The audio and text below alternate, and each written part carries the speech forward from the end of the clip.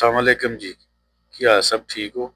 ਅੱਛਾ ਜੀ, ਅੱਜ ਇੱਕ ਵੀਡੀਓ ਦੇਖੀ ਹੈ ਜਿਹਦੇ 'ਚ ਇੱਕ ਅਫਗਾਨੀ ਕਹਿ ਰਿਹਾ ਹੈ ਕਿ ਪਾਕਿਸਤਾਨੀਆਂ ਸਾਡੀ ਬੜੀ ਖਿਦਮਤ ਕੀਤੀ ਹੈ 45 50 100 ਜਾਂ 70 ਸਾਲ 60 ਸਾਲ ਤੇ ਅਸੀਂ ਇਹਦੇ ਇਹਨਾਂ ਦੀ ਮਹੱਬਤਾਂ ਦੇ ਮਕਰੂਜ਼ ਆ, ਇਹਨਾਂ ਦੀ ਖਿਦਮਤ ਤੇ ਮਕਰੂਜ਼ ਆ।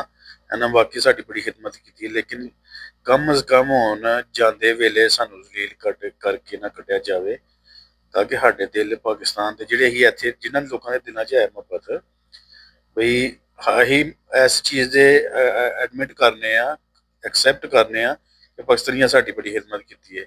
ਲੇਕਿਨ ਹੁਣ ਸਾਨੂੰ ਜ਼ਲੀਲ ਕਰਕੇ ਕੱਢਣ ਦੇ ਨੇ, ਲੇਕਿਨ ਇਹਦੇ ਵਿੱਚ ਸਾਡੇ ਵਾਸਤੇ, ਸਾਡੇ ਬੱਚਿਆਂ ਵਾਸਤੇ ਨਫ਼ਰਤ ਪੈਦਾ ਹੋਏਗੀ। ਬਹਰਹਾਲ ਗੱਲ ਕਾਬਲੇ ਤਵੱਜੋ ਹੀ ਹੈ। ਸਾਡੀ ਹਕੂਮਤ ਨੂੰ ਚਾਹੀਦਾ, ਠੀਕ ਹੈ, ਕੱਢਣਾ ਉਹਨਾਂ ਨੂੰ ਉਸ ਤਰ੍ਹਾਂ, ਅਸੀਂ ਆਪਣੇ ਮੁਲਕ ਨੂੰ ਜੋ ਵੀ ਨਾ ਆਪਣੇ ਬਿਹਤਰ ਕਰਨ ਵਾਸਤੇ, ਲੇਕਿਨ ਕਮ ਅਜ਼ ਕਮ ਯਾਰ ਪਾਕਿਸਤਾਨੀਆਂ ਦੇ ਦਿਲ ਤੇ ਜਿਹੜੇ ਨਾ ਨਰਮ ਵੀ ਬੜੇ ਨੇ, ਪਿਆਰ ਮੁਹੱਬਤ ਵਾਲੇ ਬੜੇ ਨੇ, ਤੇ ਕੁਝ ਖਿਆਲ ਕਰੋ ਯਾਰ।